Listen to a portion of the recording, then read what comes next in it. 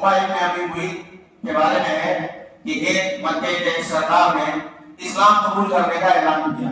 اسے پتہ لگا یہ مسلمان ہونے جا رہا ہے. عقبہ ابن ابی معیط بڑا مشرک تھا. وہ گیا اس کے پاس, کہنے لگا تم کیوں مسلمان ہو رہے ہو؟ انہوں نے بتایا کہ بھئی اللہ ایک ہے اور ہم یہ مانتے ہیں اور مرنے کے بعد حساب دینا ہے. اس نے کہا حساب سے ڈر رہے ہو؟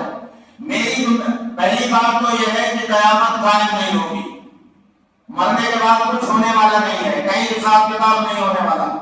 لیکن اگر ایسا ہوا بھی تو تمہارے حساب کتاب کی میری ذمہ داری ہے, جو عذاب آئے گا میرے اوپر آئے گا, تم ایمان سے انکار کر دو. اس نے نہیں کہا, بہکالے میں آ گیا, نہیں گیا ایمان قبول کرنے کے لیے. تو روایات میں یہ واقعہ نقل کیا گیا ہے کہ آدمی ذمہ داری لے رہا ہے, وہ اس دنیا کی ذمہ داری جس کو اس نے دیکھا بھی نہیں, وہ اس کا انکار کر رہا ہے اور کہہ رہا ہے قیامت تو نہیں آنے والی, ایسا نہیں ہونے والا. یہاں بھی یہ بات کہی گئی کہ یہ لوگ وعدہ, نبی تم سے یہ وعدہ کرتے ہیں کہ جب تم مر جاؤ گے, سڑ کر جاؤ گے, مٹی ہو جاؤ گے, ہڈیوں کا ڈھانچہ رہ جاؤ گے, تب بھی تمہیں زندہ کیا جائے گا. مکے کے ایک سردار ایک دن ایک قبرستان سے مردے کی ایک بالکل سڑی ہوئی ایک ہڈی لایا بڑی سی. وہ بالکل ختم تھی, مٹی جیسی ہو گئی تھی, بس ہڈی تھی. کعبۃ اللہ کے صحن میں بہت سے سردار قریش کے وہ سب بیٹھے ہوئے تھے, ان کی کفار قریش, ان کے بیچ میں وہ ہڈی لایا اور کہنے لگا محمد رسول اللہ صلی اللہ علیہ وسلم تم سے یہ کہتے ہیں کہ اللہ ان ہڈیوں میں جان ڈال دے گا, ان سڑی ہوئی ہڈیوں میں. اور اس ہڈی کو زور سے ہلایا تو چونکہ سڑ گئی, وہ مٹی ہو گئی تھی, وہ مٹی ہو گئی, سڑ کے ساری زمین پر گر گئی. تو سب نے کہکار لگایا, ٹھٹے لگائے, تالیاں بجائی, خوشی کا اظہار کیا کہ دیکھا ہم جو کہتے ہیں وہی صحیح ہے کہ ان ہڈیوں میں اب کیسے کوئی جان ڈال دے گا.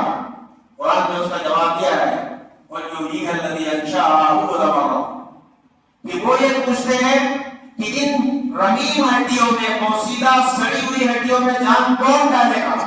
اے نبی ان کو بتاؤ, ان سے کہو کہ وہ اللہ جس نے پہلی بار ان کے اندر جان ڈالی تھی وہ دوبارہ بھی جان ڈالنے پر قادر ہے. پہلی بار کس نے پیدا کیا تھا تمہیں, پہلی بار تمہیں وجود کس نے بخشا, پہلی بار روح کس نے تمہارے اندر پھونکی.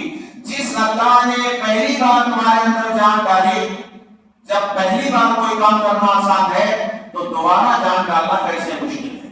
ساری دنیا کا یہ دستور ہے کہ کوئی کام پہلی بار کرنا مشکل ہوتا ہے.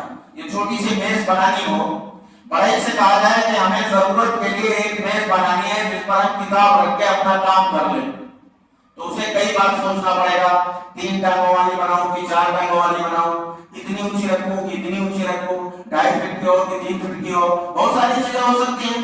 وہ سوچے گا, پلان بنائے گا, بہت سارے تجربوں کے بعد ناپ جوک کر کے ایک میز بنا دے اور آپ اسے پسند کر لیں کہ یہ ٹھیک ہے انسانوں کے لیے, تو اب ایسی دوسری میز بنانا مشکل ہوگا.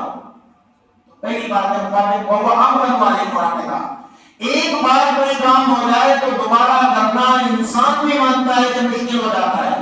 اللہ نے انسان کو ایک بار پیدا کر دیا, اس میں جان ڈال دی, اس کو سب کچھ کر کے دے دیا, اس کے بعد وہ کہہ رہا ہے کہ دوبارہ اللہ جان نہیں ڈال سکتا, دوبارہ پیدا نہیں کر سکتا ہے, دوبارہ زندگی عطا نہیں کر سکتا ہے, یہ کیسے ہو سکتا ہے.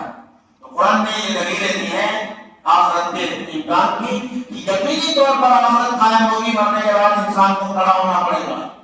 اور پھر یہ ہے کہ آخرت کی ایک بڑی دلیل یہ ہے کہ ہم دنیا میں کتنے انسانوں کو دیکھتے ہیں کہ ساری زندگی وہ صرف ظلم کرتے رہے, اس کو مارا, اسے ستایا, اس کا سامان چھین لیا, اس کی زمین ہڑپ کر دی, اس کے پیسے مار لیے, اس کو تکلیف پہنچائی, اسے تکلیف پہنچائی, کتنے.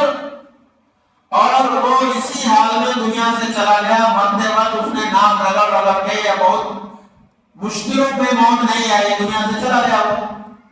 ہمیں ایسے بہت سارے نمونے مل جاتے ہیں کہ زندگی بھر ظلم کرتے رہے اور دنیا سے